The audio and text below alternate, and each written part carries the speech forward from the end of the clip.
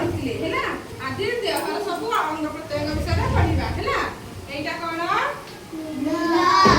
ଏଇଟା ଏଇଟା ଏଇଟା ନାକର କାମ କଣ? ଆଉ ବାସ୍ନା ଶୁଙ୍ଘିକି ଖାଇବା ହେଲା। ଏଇଟା କଣ? କାନର କାମ କଣ? ଆଉ ଏଇଟା ପାଟିରେ କଣ କହୁଛୁ ଆମେ? ଆଉ ଏଇଟା ଆଉ ଏଇଟା ଆଉ ଏଇଟା କଣ ଆମର? କାନ୍ଧ।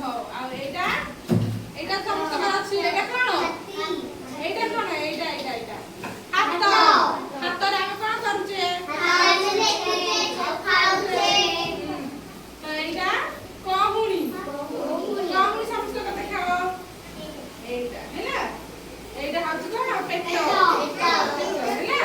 ଆଉ ଏଇଟା ହଉଛି ଗୁଡ଼। ଗୁଡ଼ ସମସ୍ତଙ୍କ ଦେଖାଅ।